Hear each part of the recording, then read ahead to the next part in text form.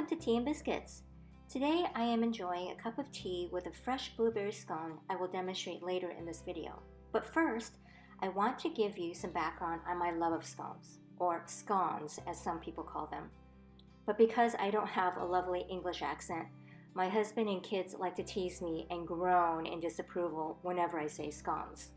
So it was at my first afternoon tea experience when I first fell in love with scones. I decided I had to make these at home. But because I was newly married back then and just a beginner in the kitchen, I tried a variety of packaged mixes until I finally found one that I liked.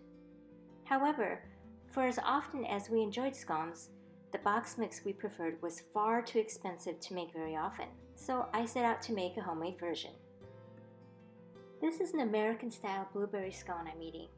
I'm calling it American style because I had only seen triangle-shaped scones at the local tea houses on packaged mix labels and recipes I found online. So I thought this was the shape scones were supposed to be. It wasn't until we started traveling and going to more traditional tea houses around the US and Europe that I discovered they are traditionally round. My husband, who is from Scotland, told me he remembers scones resembling hockey pucks growing up. No offense to whomever made them though. So I tried to make the American-style recipes I had been using, but in a round shape. But the texture and flavors that I had experienced abroad and my husband grew up with weren't the same as our American-style scones. So what's different? So after a lot of baking and taste testing, I found American-style scone recipes. They tend to be sweeter, richer, crunchy on the outside and tender inside, more crumbly, and the recipes come in a ton of flavors such as apricot, lemon, chocolate chip, cherry, cinnamon, cranberry, pumpkin, and tons more. But the major difference is that American versions have more butter in their recipes. They're almost more dessert-like.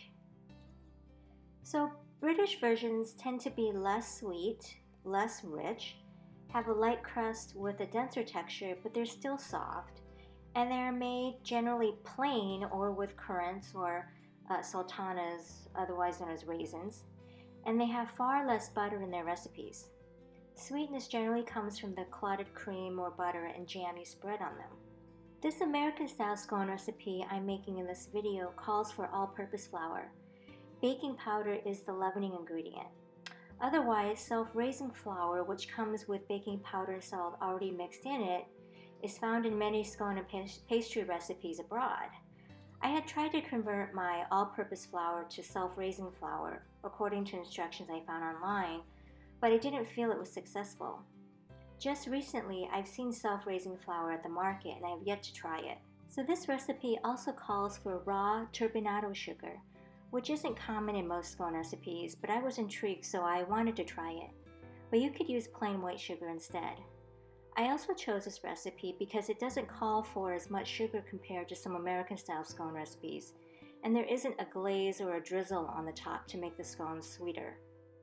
As for the butter, this recipe calls for a little less than other American-style scone recipes I've tried. And for every successful scone recipe I have ever made, whether it was American style or British style, the butter must be cold. Every scone recipe I've ever tried that called for room temperature butter always turned out a flatter scone. You need the little cold butter bits to create fluffier, taller scones.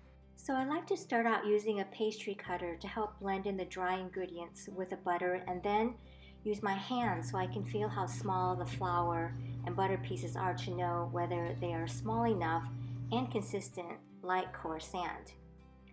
So the blueberries add natural sweetness, but you won't see fresh berries in traditional British scone recipes. This recipe also calls for lemon zest, but I was looking for a plain blueberry scone. And the common thing for both American and British style scone recipes is not to overwork the dough. Overworking will create a tough scone. And with fresh berries, you'll have lots of squashed berries if you overwork this recipe.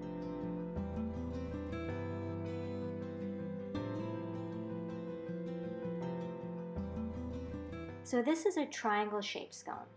which is common in most American-style recipes, but both American and British-style recipes do call for an egg wash to create that lovely golden brown you recognize on top of the scones. This recipe calls for turbinado sugar again, but to be sprinkled on top for added crunch. But you can use plain sugar for just a hint of crunch and sweetness. Otherwise, you can omit it altogether.